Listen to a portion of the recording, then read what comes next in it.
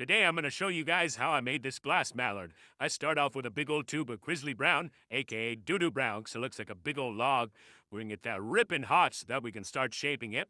The shape is starting to form right now, and I'm doing that by blowing into this tube in my mouth and expanding the glass through heat and air pressure. Now we have a base that we can work off of to create the rest of the duck.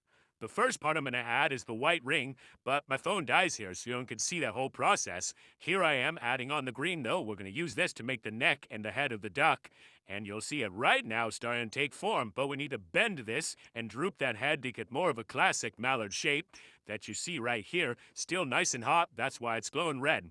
Now it's ready for a beak. We're going to open up a big section on the front. This is where we'll add on the beak, but first we got to make it.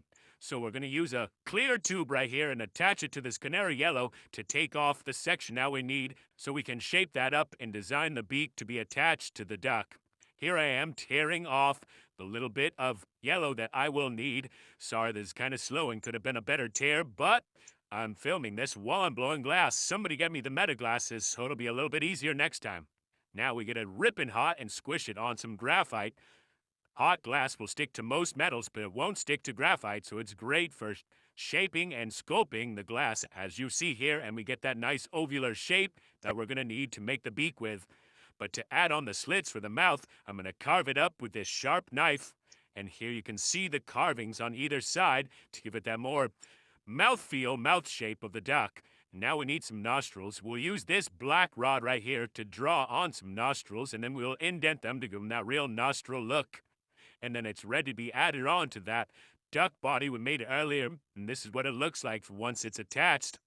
Looking super cool, but now we need to start shaping up that head. So we're going to use some graphite to indent either side of the head. Here it is on the first side, getting a little bit shaped up. And then now we're going to go over to the other side, indent that. Now it's starting to look like a mallard, but we need some eyes. So we'll use that black rod again and put a glob of black glass on either side and then round it out to shape up the eyes for the duck.